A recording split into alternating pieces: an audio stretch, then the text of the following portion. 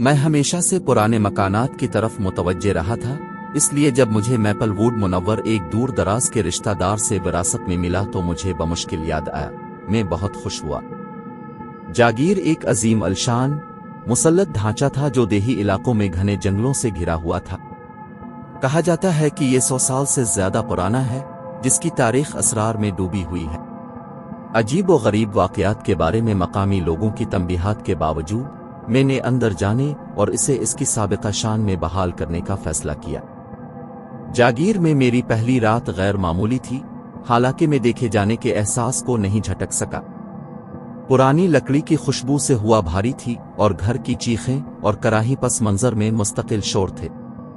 मैंने इसे अपने ज्यादा फ़ाल तख़य्युल और घर की उम्र के मुताबिक बनाया। दूसरी रात अलबत्ता मुख्तलिफ थी। मैं रात के आखिरी पहर में हल्की हल्की रोने की आवाज से बेदार हुआ था। ये बेहोश थी लेकिन बेधियनी थी, दालानों में गूंज रही थी।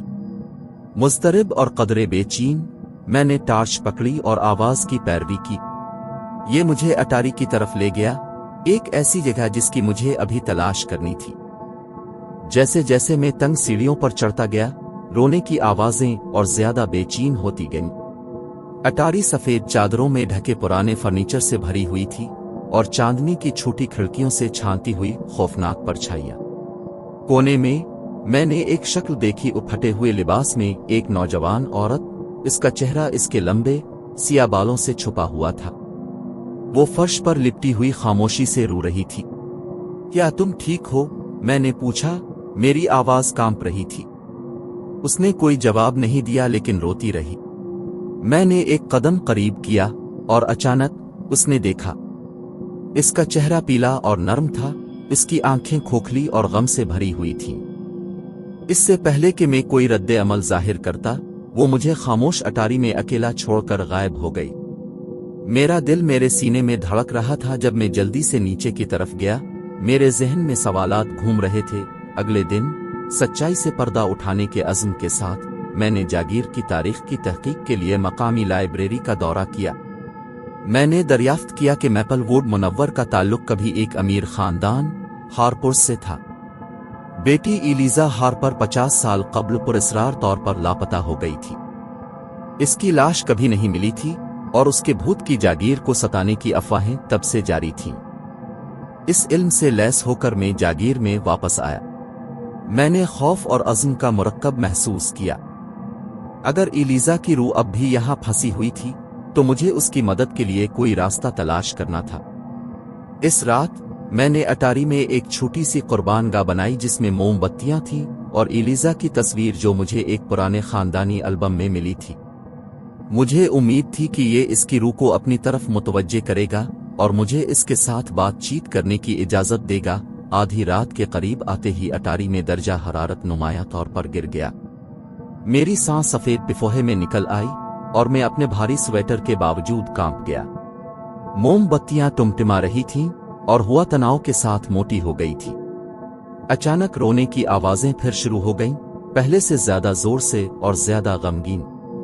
इलीजा नमूदार हुई, इसकी भूत सी शक्ल और भी शफाफ। इलीजा, मैंने सरगोशी की, मैं आपकी मदद करने के लिए हाजिर हूं। बताओ तुम्हें क्या हुआ है? उसने रोना छोड़ दिया और मेरी तरफ देखा। इसकी आंखें उम्मीद और मायूसी के मरकब से भर गईं। उन्होंने मुझे धोखा दिया, उसने सरगोशी की। मेरे अपने खानदान ने। उन्होंने मीरास के लिए मुझे कत्ल कर दिया और घर के पीछे जंगल में दफन कर दिया।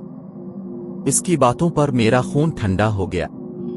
मैंने वादा किया कि मैं तुम्हारी बाकियात तलाश करके तुम्हें मुनासिब तरीके से दफन कर दूंगा। अगले दिन मैंने बेलचा उधार लिया और जागीर के पीछे जंगल की तलाश शुरू की। घंटे गुजर गए और जैसे ही मैं हार मानने ही वाला था, मुझे परेशान जमीन का एक टुकड़ा मिला। मैंने बेदिली से खुदाई की और जल्द ही मैंने फटे हुए लिबास में लिपटा एक कंकाल निकाला।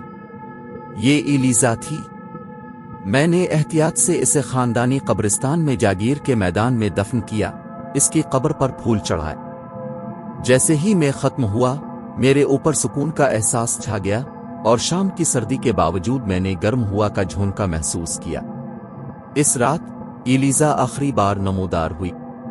वो परसुकून लग रही थी, اس کے غم کی جگہ تشکر نے لے لی تھی۔ شکریہ، اس نے سرگوشی کی، اور پھر وہ اپنے پیچھے سکون کا احساس چھوڑ کر غائب ہو گئی۔ اس دن سے میپل ووڈ مینر کو مختلف محسوس ہوا۔ جابرانہ ماحول ختم ہو چکا تھا، اس کی جگہ سکون کے احساس نے لے لی تھی۔ میں نے اپنا بحالی کا کام جاری رکھا، گھر اور اس کی تاریخ سے تعلق محسوس کیا۔